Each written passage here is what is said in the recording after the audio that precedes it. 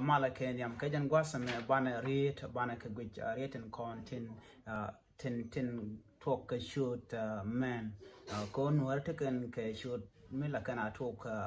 micha nyal micha dab ki shek micha dab ba ja mo ka shoot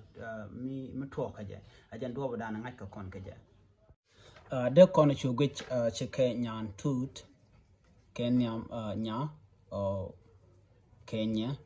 to kon ke Kenya bo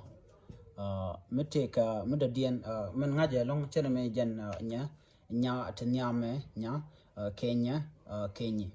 kon wi kon do bran sha gor ke nya Kenya gore je adomi de kon ngai ke je ke chore kende to go Kenya Kenya Kenya titene chere me kan shouldn't content lat ke lonko de should man de ga to ka de kona chutok Kenya Kenyam chane gor nya ban chi be gore nya ban chi jan gore ka tong na e nya chinya nya ban de kono ko mura dien nya nyan tud de kon na de lat gome ke tud nyan tud gom dio je kuche maka rega ja dongor kana no ki de gor nya tud bade nyan tud ka do de gor ka to kon ke riet ko ken te de kon gor ga je ke che kon to kon me gui kon de kon ko Kenya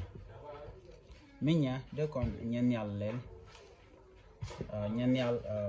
nyawech de kon yo career de kokien de kon kinyi chicken bol kane shoot kokien abi shugoro to bi dubu dana dere ke ngai ke je shigo chatani en chapel gono be mo ka do ke direction no bia shoot ala to ko ngwane bia ja ngai ke je ko ken shoot man Nuer to Kenya Kenya